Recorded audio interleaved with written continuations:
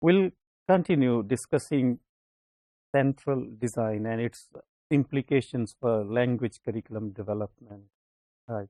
As you know, we have already talked about central design means that it actually starts with the processes of language teaching. I mean, it starts with making decisions about appropriate language teaching methodology to be employed in the classroom.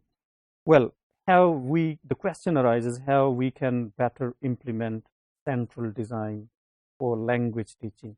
Well, Richard has done remarkable research in this regard, and his findings show that there are various ways by which central design is implemented in the classroom. We'll see, like as we have already talked about, there has been the surge of various methods, or there has been a quest for new methods for language teaching. We saw the rise of task-based language teaching approach. We saw post-method era, and we saw the dogma approach. So there has been some innovations in the field, in the domain of English language teaching. So in brief, these innovations mainly emphasized making language teaching as somewhat dynamic process, which sees language learners at the heart of learning language, right? So, and when we say like students at the heart of language, in this regard, there was a theoretical framework which largely influenced language teaching approaches, and specifically approaches towards language curriculum design. Let me just briefly touch upon this theoretical framework that was devised by Lev and Wenger, and that was labeled as community of practice. So language classroom was seen as a community of practice where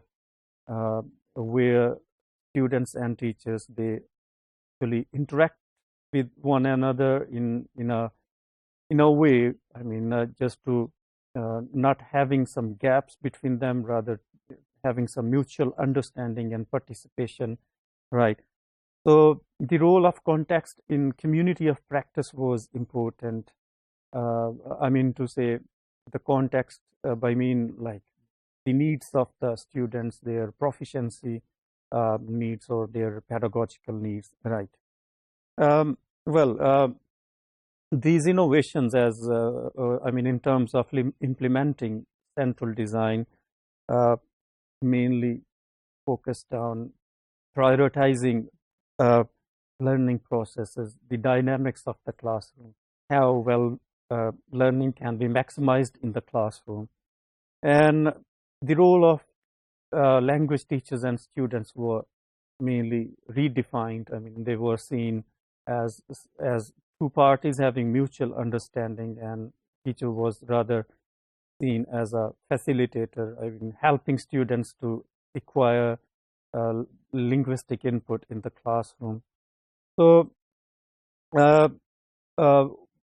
implementation of central design could be better understood in the form of like Richard has envisaged or put forth kind of an idea how central design was implemented. So that primarily revolved around teaching principles, and assessment was core in I mean, that was fundamental in central design. Assessment was firstly seen as assessment for learning, and teaching principles revolved around assessment, and assessment decisions informed teaching principles. And what about the content and outcomes questions? Well, that also depended upon teaching processes, I mean, the teaching methodology. In other words, methodology was the key, and the questions about input, linguistic input and output, were derived from the ideas of language teaching methodology. Well, in brief, in summary, implementing central design has been reflected in various ways. For example, we've got the example how it was, first of all, the assessment was redefined in terms of language teaching.